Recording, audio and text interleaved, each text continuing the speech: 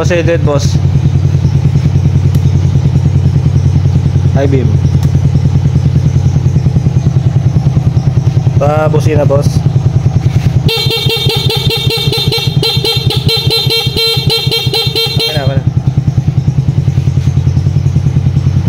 So, 2 taon na tong motor, no? Kaya 2 taon na to, no? 2 taon na.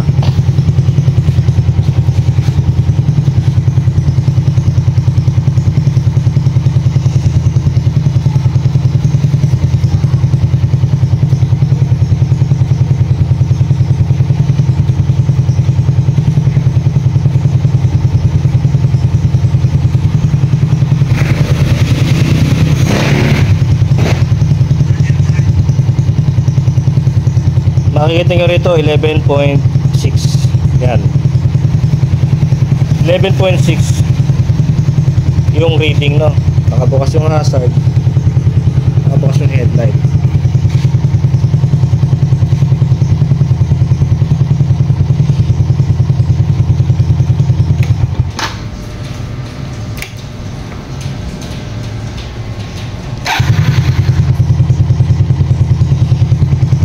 Talagang lobat, hindi na po para mag-push start dyan. Ito na ang problema na sa atin sa mga nabibili natin na voltmeter. Hindi na po siya ganun ka-accurate mga sir, no? Kasi kung ito yung re-rev ko nang walang load,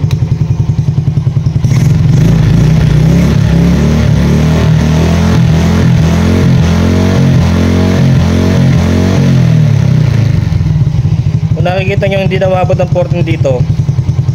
Sa battery ho yan 14.5 hanggang 14.7 yon. Ang diferensya na po nandito po sa ating regulator na ikakabit.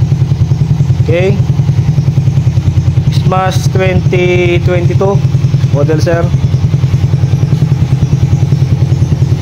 Tibit natin yung hazard. Okay, naka headlight. Yan.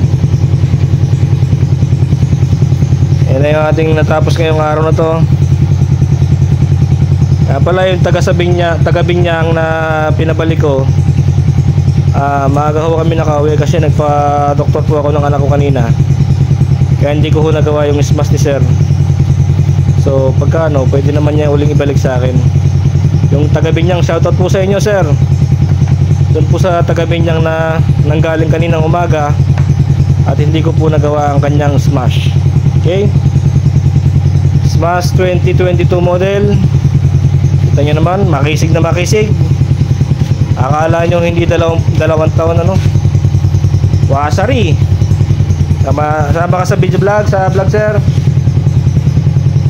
Okay, sama ka. Sir, nasaksihan nyo po yung pagkakagawa sa motor nyo sir. Malinis po ba pagkakagawa? Malinis. Yan. Bakit po pinapull wave sir?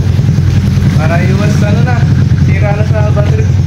Sayang nga na sir, no? Sayang. Talagang nalulupat no sir. Tingnan natin sana. Kasi ang battery sir, ilang buwan na? Isang taon na din na tayo. O sana, papaan natin mabuhay pa yung battery ni sir, no? So sir, baka may na-shoutout. Wala na. Kisa yun sir. Galing pa to mga boss ng Chaong. Yan. Itong motor na smash ni sir. So, papaalam na ako.